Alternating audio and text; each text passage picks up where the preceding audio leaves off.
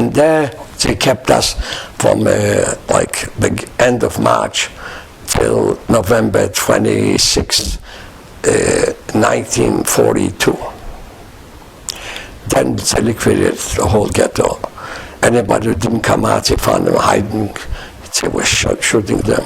And most of the people they took out to Majdanek right away. They put them in trucks and took them to Majdanek.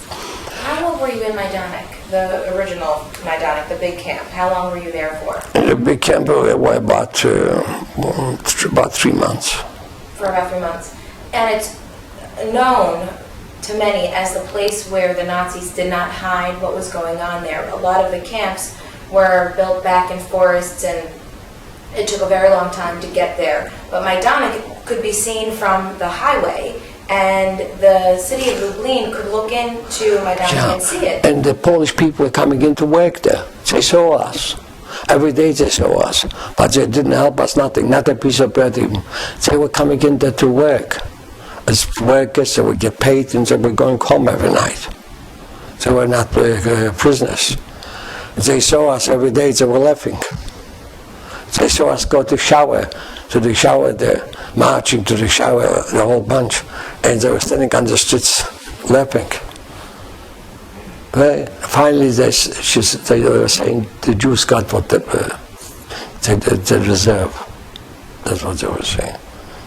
And also Majdanek is a place where they had gas chambers in the crematoria. Not yet, that Not time. yet? Okay. No, that was the beginning. They just had started to put up the barracks.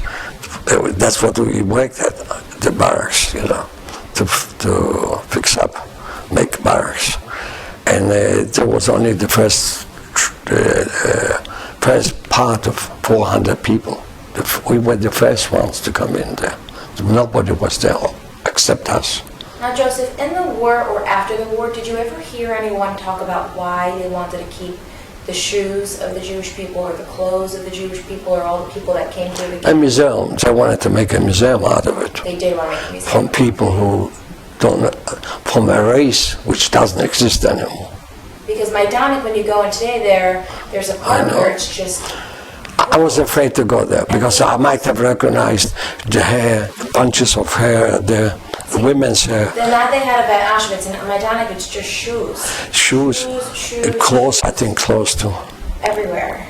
Yeah, I know. I didn't want to go. I was there in Poland after the war 1 year in Lublin. And I lived with my brother for about 1 year there in the apartment that my parents lived with my siblings before the war. We got back to the apartment after a long time, and they gave us the properties back. When we came back, they gave us back all the properties. But when the Russians started be the government, not the Polish, they liquidated. Again, they closed up all the books. They marked down that this is all confiscated. They confiscated all the Jewish properties, the Russians. So when you were brought back to the ghetto, what happened after that point? Brought back to the ghetto, like I said, we stayed there till March, in March 42. And then they took us to Majdanek Tatarski, only a couple thousand people.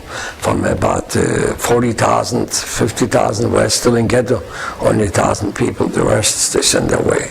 And how long were you there for in that part? We were there till November 24.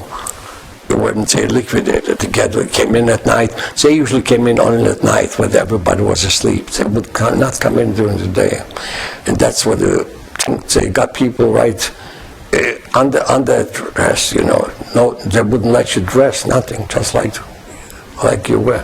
So now it's November 24th. Who is left in your family, and where do you go from that point? November 24th. Right. Yes. Me and my brother, the one who was 4 years older, David, unfortunately he's sick now. He's 4 years older than me. We knew a couple of twins, my brother's friends from before the war.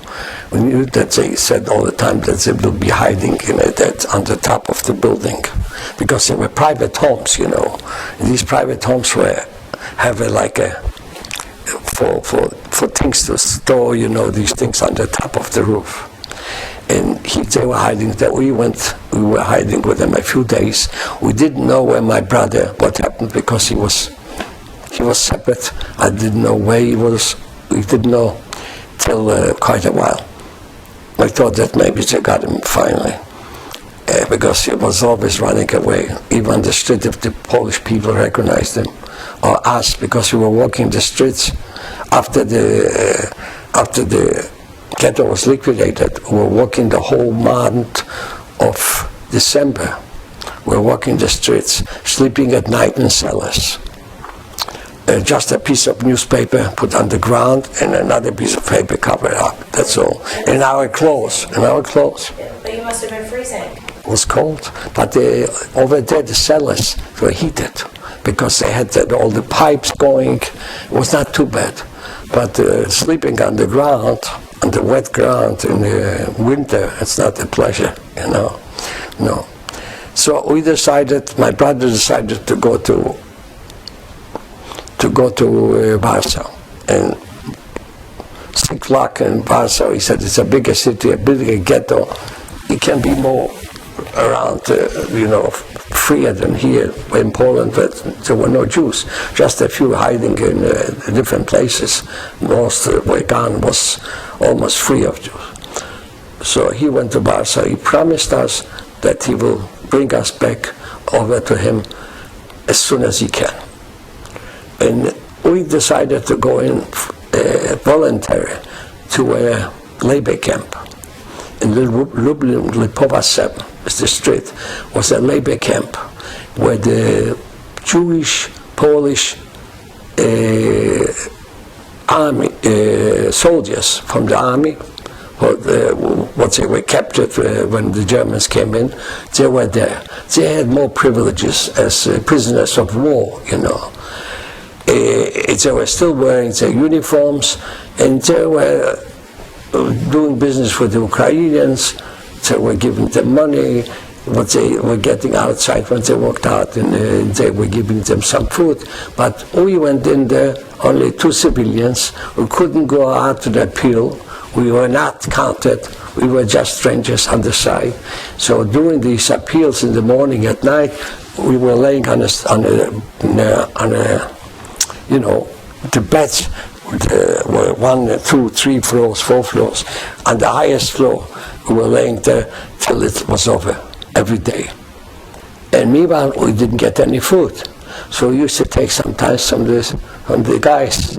They had full boxes of fruits there in these valises and the other thing. And once they noticed that something is missing, and they started looking for us.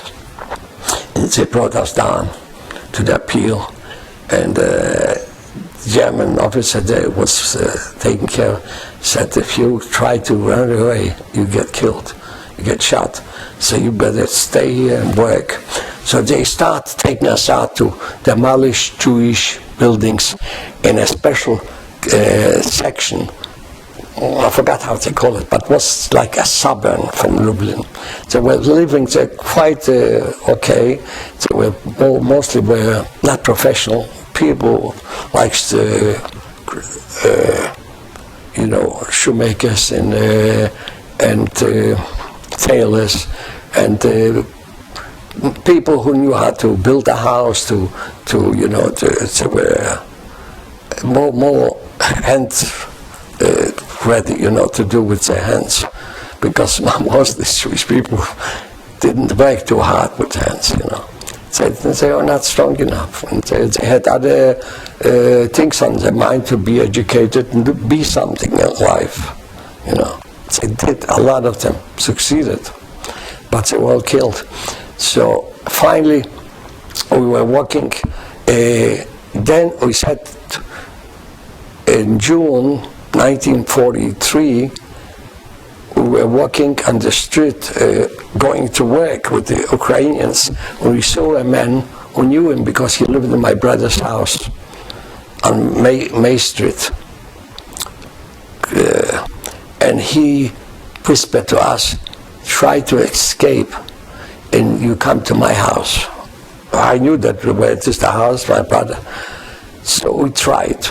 But before that we told the other guy that we were trying to escape, and he reported us. So they kept us from going out. Only one at a time. If one went out, the other one stayed inside. Finally, one day they made a mistake, they let us both out. So we went to demolish the homes there because they were looking for gold, for all the other things in their homes. They were demolishing every Jewish home there. There was a whole little, like city, little. And we started working, it was nice, and all of a sudden, the afternoon, rain came in, was something like here, the tropical storm. Unbelievable. All the Ukrainians who were watching us, they went inside, all the workers, and we stayed outside. And I said, that's the time to take advantage, if not, never again. So that was just across, we were facing a park, beautiful park, Saski Park. I don't know if you saw ever this. In Lublin, it was a beautiful park, still nice there. I went there after the war. And we went up the wall, and then we got in on the other side, and we jumped from there, but we got our shoes in the mud, because it was raining so badly that the ground was muddy. So we were all with mud on our shoes, on our clothes, and we ran the whole length of the park on the other side, where we knew the Roshkis are standing there. The Roshka was a house with a little, dragon. We probably saw these the Roshkis in Poland. You didn't see them? They don't have them anymore? I don't think so.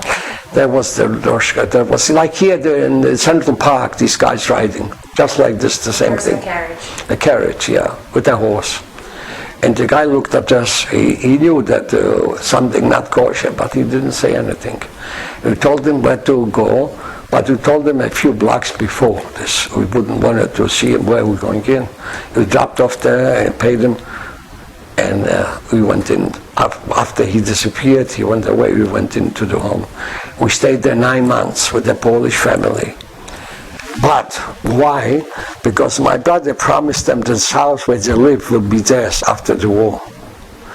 Besides this, my brother had here in his shoulders, he had a suit in their house, a nice suit. He put it in there, my brother, the 4 years older brother, David. And he kept the whole suit there, all the things for him. And he had my mother put in there all these Russian coins. Very expensive, and right in the shoulder. And probably one day they picked up the clothes. Maybe they wanted to sell it, and they felt it's heavy. So when we came, nothing was there anymore. It was gone. The suit was gone, and the money was gone. And still, they were giving us only 3 times a day potatoes to eat. My brother didn't like it. He liked good things. Just potatoes. And they were making the potatoes for all of us, because they had 4 kids, and they 2 were 6, and us 2 were 8, in a big barrel. So we're cooking these potatoes. It's unbelievable. And with bread, with also 2 or 3 days old pumpernickel bread. Bread like that was the food we had for 9 months. Nothing else. And the apartment was so small. It was a small little kitchen, and then it was a bedroom. That was the whole apartment. The couple slept in the bedroom with all the 4 kids. When we slept, they put up a bed right next to the sink in the kitchen. That's where my brother and myself, we slept for 9 months together in one bed. Then came the lady who was keeping my brother in Warsaw. She came to pick us up after a while, but we couldn't go because they were checking the trains, everything. We wanted to go by train.